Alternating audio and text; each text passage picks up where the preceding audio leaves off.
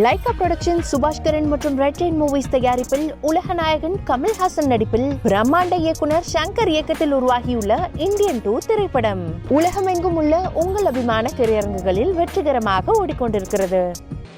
Precious metals. To enhance domestic value addition in gold and precious metal jewelry in the country, I propose to reduce customs duties on gold and silver to 6%.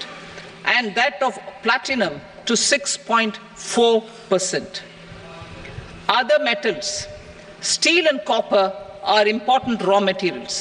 To reduce their cost of production, I propose to remove the BCD on ferronickel and blister copper. I am also continuing with nil BCD on ferrous scrap and nickel cathode and concessional BCD of 2.5% on copper scrap. Electronics. To increase value addition in the domestic electronics industry, I propose to remove the BCD subject to conditions on oxygen-free copper for manufacture of resistors. I also propose to exempt certain parts for manufacture of connectors. Chemicals and petrochemicals.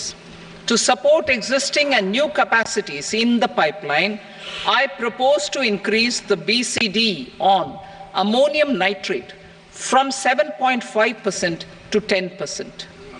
Plastics. PVC flex banners are non-biodegradable and hazardous for environment and health. To curb their imports, I propose to raise the BCD on them from 10 to 25%. Telecommunication equipment. To incentivize domestic manufacturing, I propose to increase the BCD from 10 to 15% on PCBA of specified telecom equipment. Trade facilitation.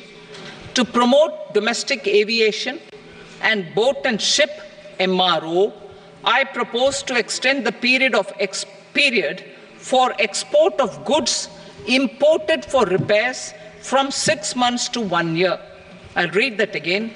To promote domestic aviation and boat and ship maintenance, repair and operations, I propose to extend the period for export of goods imported for repairs from 6 months to 1 year. In the same vein, I propose to extend the time limit for re-import of goods for repairs under warranty from 3 to 5 years. I now move to direct taxes. We will continue our efforts to simplify taxes, improve taxpayer services, provide tax certainty, and reduce litigation while enhancing revenues for funding the development and welfare schemes of the government. It has been our endeavor to simplify taxation. We have taken a number of measures in the last few years, including introduction of simplified tax regimes without exemptions and deductions for corporate tax and for personal income tax. This has been appreciated by taxpayers. 58% of corporate tax came from the simplified tax regime in the financial year 22-23. Similarly, as per data available till now, for the last fiscal, more than 2/3 have availed the new personal income tax regime. Comprehensive review of the Income Tax Act. I am now announcing a comprehensive review of the Income Tax Act 1961. The purpose is to make the act concise, lucid, easy to read and understand. This will reduce disputes and litigation, thereby providing tax certainty to the taxpayers. I will also bring down the demand embroiled in litigation. It is proposed to be completed in 6 months. A beginning is being made in the finance bill by simplifying the tax regime for charities, TDS rate structures, provisions of reassessment and such provisions, and capital gains taxation. Simplification for charities and TDS. 2 tax exemption regimes. The 2 tax exemption regimes for charities are proposed to be merged into one.